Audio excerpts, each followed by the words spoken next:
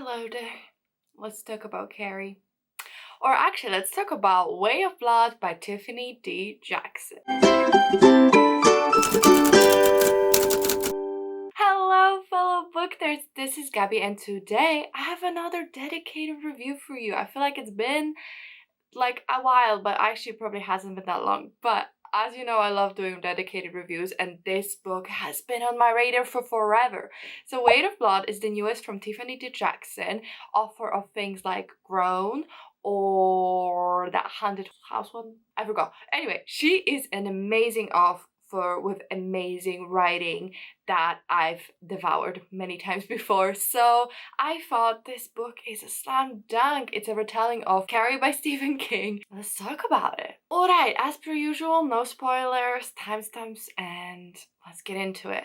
So, a little bit of a synopsis. In Weight of Blood, we follow Maddie, who is a biracial girl living and believing in the South somewhere of US, and a setting is kind of like early 2000s, I think, 2004. We follow Maddie again. Like I said, she's biracial, so she's half white, half black. But her dad, who's white, has always told her to keep her black mom, her blackness, a secret. So she's always straightening her hair, and she's white passing. So she's never really been acknowledged as a biracial person by anywhere else because they don't know. But one day it rains, and turns out that her hair's getting very frizzy. So her hair kind of all the straightening undoes, and that's kind of what outs her as being biracial.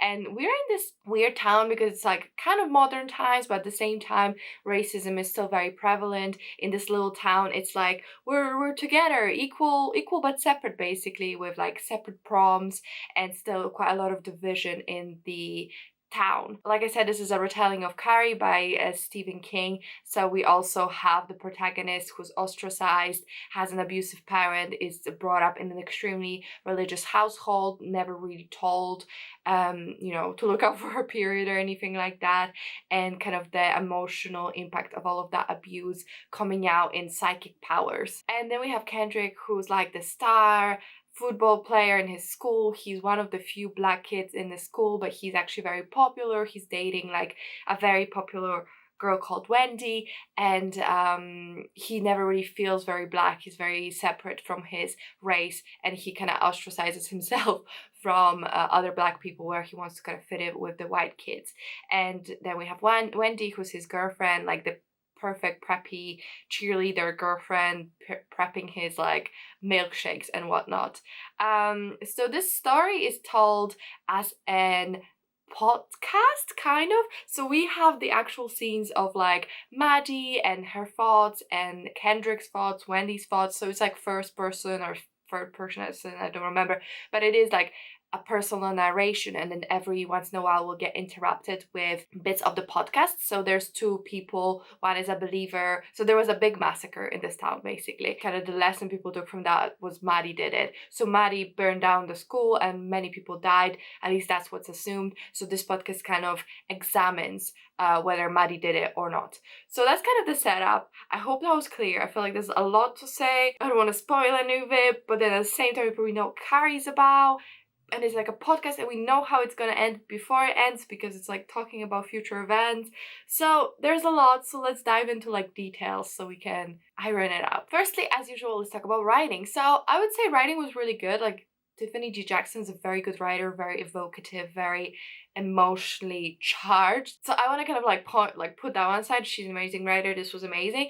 But then I would say the audiobook elevated the whole art form to another level because it was full cast. It had all the podcast like sounds, and made it really sound like it was a podcast. And each host had a different narrator, and all the characters had different narrators. So this audiobook 100% I would choose over this physical book. I think just enhanced the experience. And this is how you want podcast books to be done, when they're audiobooks. Just elevate it, to like use the medium you have. So I had a great time with the audiobook. I would say the production value was out of this world, off the charts, really, really good, really, really worked together to bring this really cool immersive experience. So I loved it. Okay, so plot. one of the things that I felt like was a slightly weird choice was setting it kind of modern, but not current times, but kind of modern enough to feel modern. Where I feel like, the original Carrie, I'm not even sure what year it was set, but I want to say like 60s, 70s, 80s kind of vibe. And this one I think would have done better if it was like 80s, 90s, because it just would have felt a little bit more plausible with the amount of blatant racism that was portrayed. I mean, there were consequences for actions for the characters expressing it, but I still felt like this feels a little bit intense. And I read some reviews of actual black booktubers who live in America, and even they were like, I don't think this would fly even in the South. So I was like, okay, it's not just me then. But it's a nitpick. It kind of broke the immersion sometimes, but maybe there is places like this. I don't know. I don't live in America. It's just like the internal logic of it was kind of breaking down, or like, well, this is basically, they have like cell phones and they have all of this modern technology, but then the town's like literally taken from the 60s, 70s, plucked in, so it's like this place stuck in time. It was very weird. I'm sure it was purposeful, but I just felt a little bit weird sometimes reading it. I think it was a great retelling overall. It really built on the themes established in the original and then really fit with the outline well, followed it well, but added that more commentary, more spice, and it was trying to say something different, in some aspects. So I think it was a really good job as a retelling as well as a book. Overall, really interesting, fun plot. I mean, fun. It was poignant. It was doing what it was meant to be. It was like having the conversations. So I appreciate that. I would say that the podcast elements did make it like the conversations a little bit over the top at some moments. There's literally a section at the end of the book where the two hosts debate like the morality of what happened, but I can literally see the author was like, this is what the readers will talk about, and I want to like get ahead of that, so I'm going to talk about it now. It felt a little bit over like on the nose. I feel like maybe there was more subtle way of doing it. I love the podcast elements, so I wouldn't take that out. It was a bit funny how like we're gonna have a moral debate right now. It was, and this is what some people take away from this book, and this is what other people will take away from this book, and we're gonna discuss now like it's a book club or a classroom. So that felt a little bit on the nose at times. And another thing that I would say with the plot that bothered me a little bit was the insta-love. I mean, it was like intense, and not even from Maddie to Kendrick, because she liked him for a longer time, was interested in him, kind of paid attention to him, so it made sense to me. But Kendrick, oh my god, I was like, is he, and I'm still unclear whether it was like her magical powers that kind of influenced him, which in that case, dubious consent, or was this literally we were meant to be like, there's no like, there's nothing messing with his emotions, this is him being this bloody intense so quickly. It was very, very intense. They talked twice, and he was like, that's it.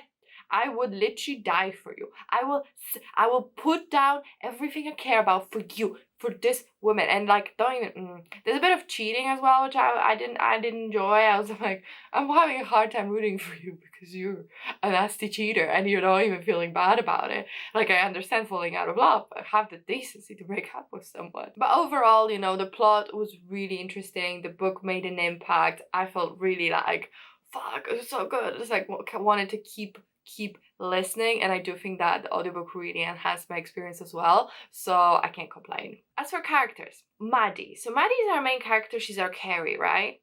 And I feel like with her character was a little tiny bit inconsistent at times, which kind of made me be like, who is this person? Because she's this like super quiet mouse, brought up in a certain way. She doesn't know modern references. She only watches old movies. She's like was raised to be super religious and all of that. But then it's also super sassy and quick-witted, and there's all of this hiding beneath the veil. But like, I don't feel like we got really even hints of that. And like, it's okay not to for every character be sassy and quick-witted and all of this.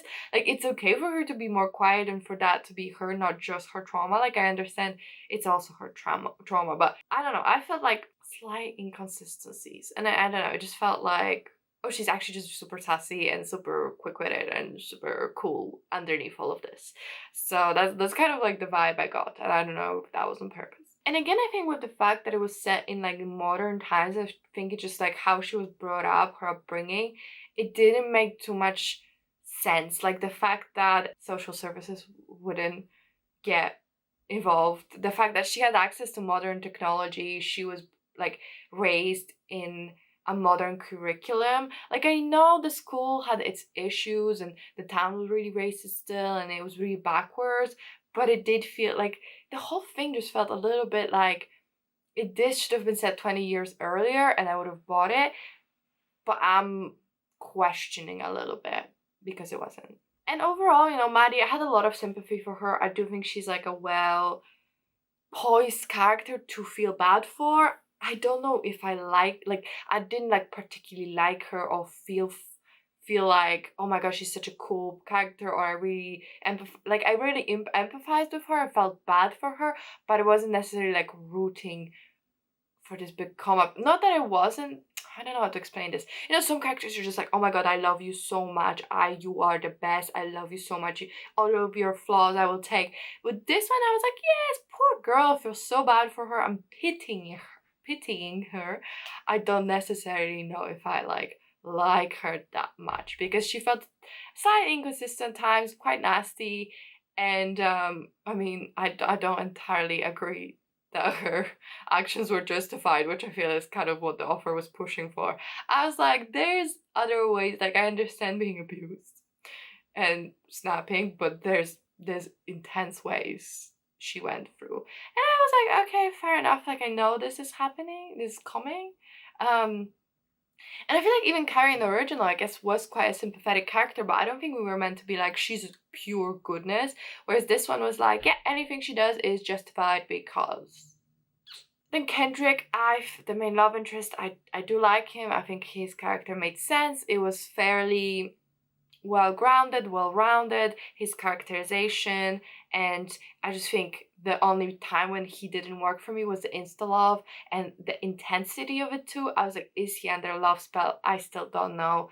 And that's, I guess, another issue. If I was like questioning so much him and his feelings for Maddie, I feel like it's because I didn't quite get Maddie and I didn't quite get what he saw in her. Like for me, it felt so contrived how quickly their connection and like them relating to each other, it just felt like something wasn't clicking in my brain. I was just like, I don't get it.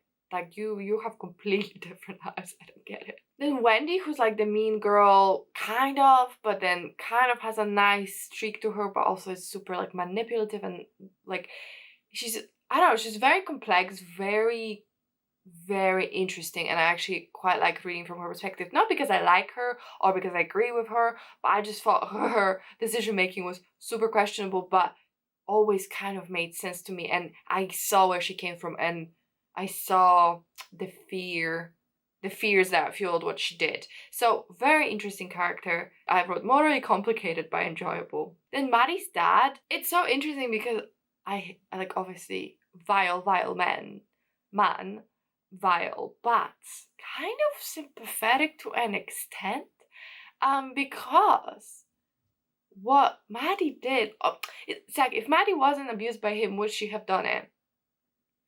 But at the same time, she did do what he was scared she would do. So it was very, very interesting. His character, again, quite complex and not with that many pages. And the voice actor did a really good job, or developing his accent and his mannerisms and making him feel like a real person. Overall, I felt like characters were well developed and it made sense to me. Their motivations, their actions, they were believable most of the time. Then themes, I mean, there's so many. I don't know if I can get into all of them, without like talking about spoilers, and also like, Carrie, but like racism, obviously a very, very big one. Misogyny, religion, bullying, and the small time mindset, and how all of that came together to create this explosive combination that set the town aflame. And I thought that was quite interesting and it was quite well done and I had a good time Overall, I found this book very interesting. I was very enthralled and really wanted to keep going, couldn't put down the audiobook. I finished, I was like 5 stars, but then I thought about it a bit more and I feel like it's more of a 4, just because of those some like things that made hard for me to really connect and make this town reality in my head. But I do think it was very interesting commentary, written amazingly as per usual. The author is just really, really good at her job. Interesting moral conversations. Did I want to spell that out for me? No, but then at the same time, I guess I only have you guys talked about it with, but I don't know if you've already read the book. So I don't know if you want to have like an interesting conversation in the comments, very welcomed as usual. But yeah, 4 stars, really, really good book. I would highly recommend it. I would say it's totally worth a read. Go audiobook though, it's on script in the UK at least. So maybe check out whether it's on script where you are. But super enjoyable from me, and it didn't disappoint, so I'm very happy about that. Thank you so much for watching. If you enjoyed this video, if you could comment, like, and subscribe, I really, really appreciate it. Really helps me out. But that's it from me, and I'll see you in my next one. Bye!